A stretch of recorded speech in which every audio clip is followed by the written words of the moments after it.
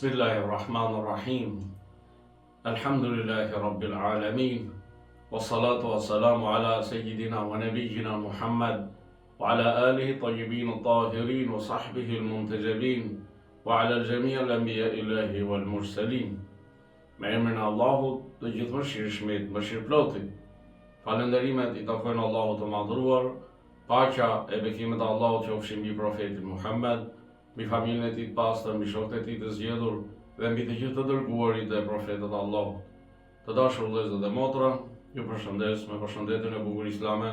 Assalamu alaikum wa rahmatullahi wa barakatuh.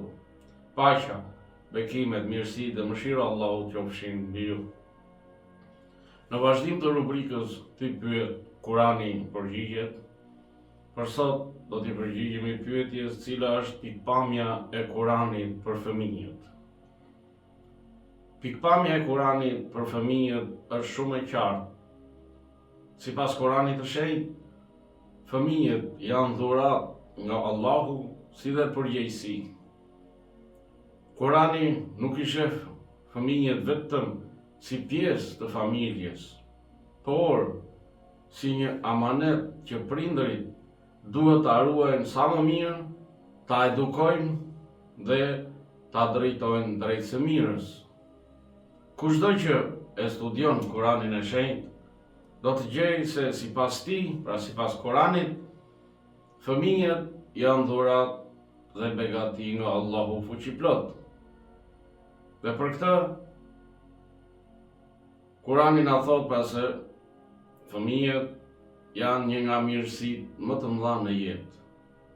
Në surën Ash-Shura, ajeti 49, Allahu I madhruar thot: "Yahabu liman yasha'u inathan wa yahabu liman yasha'u dhukuran." Ai pra Allahu I dhuron vajza kujt të doj e djem kujt të doj. Nga ky ajet kuptohet qartë se fëmijët pra nuk janë pronë e prindërve.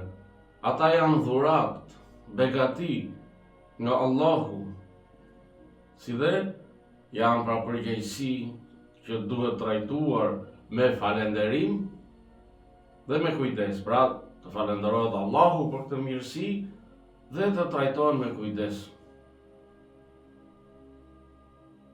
Fëmijët janë stoli e kësaj jete, thot Kurani I shenjtë. Në ajetin 46 të surës Kahf, Allahu I madhruar thot: "Pasuria dhe fëmijët janë stoli e jetës së kësaj bote." Pra al-malu wal-banun zinatul hayatid dunya. Nga ky ajet kuptohet pra se fëmijët janë zbukurimi dhe stolia e kësaj jete. Ata e bëjnë jetën më të bukur, më të lumtur, më të gëzueshme. Së treti, sipas Kuranit të shenjtë, fëmijët janë sprovë.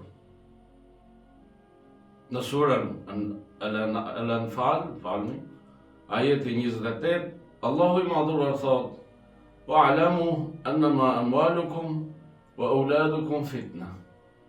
Ta dini se pasuria dhe fëmijët tuaj janë sprovë. Pra ky ajet I begat na thot qartë se fëmijët janë sprovë, kështu që prindërit do të pyeten se si I rritën dhe si I edukuan fëmijët e tyre. Nuk mjafton vetëm ushqimi dhe veshja apo përkujdesje materiale për fëmijët. Duhet edhe edukim moral dhe shpirtëror I tyre. Së katërti, sipas Kuranit të shenjtë, apo dhe sipas pikpamjes së Kuranit, fëmijët janë armiq. Në ajetin 15 të surës At-Taghabun, Allahu I madhruar thot: "Ya ayyuhalladhina amanu inna min azwajikum wa auladukum aduwwun lakum fahdhuruhum." O ju që keni besuar, në të vërtet ju keni armiq në radhët e grave tuaja dhe të fëmijëve tuaj, prandaj ruajuni prej tyre. Ndonjëherë disa njerëz më të afërt të njeriu, si bashkëshortja ose fëmijët, mund ta largojnë për ata njeriu nga bindja ndaj Allahut dhe nga rruga e drejtë. Prandaj, besimtari duhet jetë i kujdesshëm që dashuria për ta, pra për bashkëshortën dhe për fëmijët, të mos e çojnë në rrugën e gabuar dhe të mos e çojnë në mëkat, në gjuna. Ky ajet nuk do të thotë se gruaja apo fëmijët janë armiq në vetvete. Kuptimi është se ata mund të bëhen shkak që njeriu të neglizhojë detyrat fetare, pra detyrat e caktuara nga krijuesi. Mund të bëj padrejtësi ose mëkate, ose mund të bëhen shkak që interesat familjare të vendosen mbi urdhrat e Allahut fuqiplot. Së pesti, Kurani thotë se fëmijët nuk duhen vrarë dhe as nuk duhen dëmtuar. Kurani i shenjtë e ndalon rreptësisht vrasjen e fëmijëve për arsye varfërie apo për ndonjë arsye tjetër. Është haram e ndaluar pra vrasja e fëmijëve. Në surën Al-Isra ajeti 31 thuhet: "Wala taqtulu awladakum khashyata imlaq, nahnu narzuquhum wa iyyakum, inna qatlahum kana khit'an kabira." Mos i vrisni fëmijët tuaj nga frika e varfërisë. Ne ju furnizojmë ju dhe ata. Sigurisht, vrasja e tyre është mëkat i madh. Nga ky ajet kuptojmë se jeta e fëmijës është e shenjtë, që në fillim nga embrion. Dhe askush nuk ka të drejtë ta vrasë. Kurani apo feja e pastër islame e dënon rreptësisht abortin. Vetëm në raste kur jeta e nënës është në rrezik. Atëherë këtu lejohet. Por në raste të tjera nuk lejohet. Nuk lejohet se s'kam pasuri, nuk kam me çfarë ta ushqej, nuk kam me çfarë ta vesh, apo to janë thjesht iluzione. Allahu na thot, ne ju furnizojmë ju dhe ata, edhe fëmijët. Duhet që prindërit të kenë besim dhe kujdes, jo frikë dhe padrejtësi. Të mos kenë frikë nga varfëria. Nëse je besimtar, padyshim që je i bindur se furnizimi është në dorën e krijuesit dhe jo të krijesave. Prindërit duhet të jenë të mëshirshëm ndaj fëmijëve të tyre në çdo lloj situate. Së gjashti, Kurani thotë që edukimi i fëmijës duhet të fillojë me besim dhe me moral. Një nga shembujt më të bukur të edukimit në Kur'an është këshilla e Lukmanit, të urtë për djalin e tij, i cili e këshillon për besimin në Allahun e vetëm e të pashoj, për largimin nga idhujtaria, për moralin e mirë, për respektin ndaj prindërve dhe për drejtësinë dhe për ulësinë. Të gjithë prindrit duhet ta marrin shembull Lukmanin e urtë, paqja qoftë në edukimin e fëmijëve. Kjo tregon se edukimi i fëmijës duhet të përfshijë pra besimin se krijuesi është Allahu dhe nuk e kemi për ardhur nga majmun. Duhet të përfshijë moralin, karakterin, sjelljen ndaj njerëzve. Së shtati, Kurani thotë që prindrit duhet të kujdesen për të ardhmen e fëmijëve.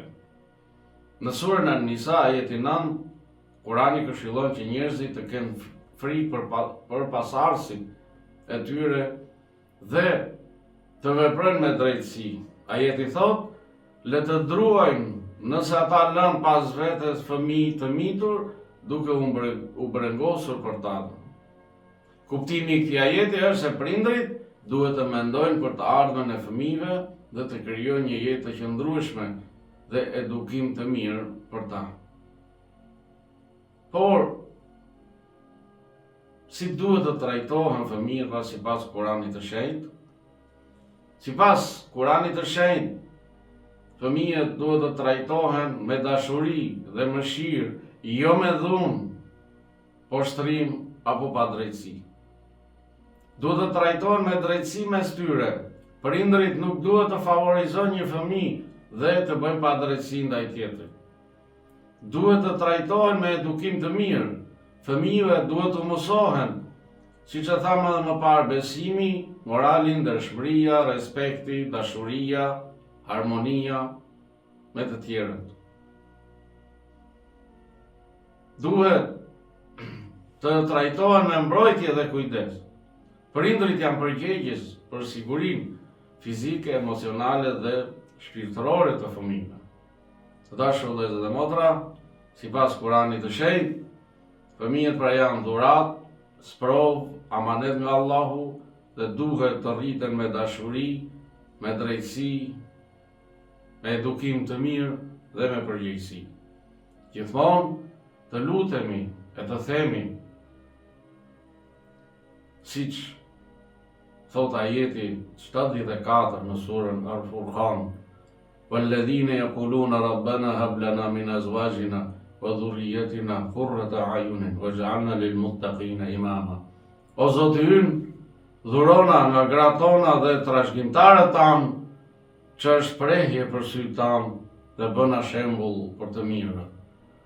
Qofshim për atyre pra që i edukojnë fëmijët me edukatën më të mirë, insha Allah, sepse ato janë e ardhmja e vendit dhe duhet në patjetër që të edukohen me moral të lartë, të edukohen me frymën e dashurisë, të paqes dhe të vllazërisë me njëri tjetrin.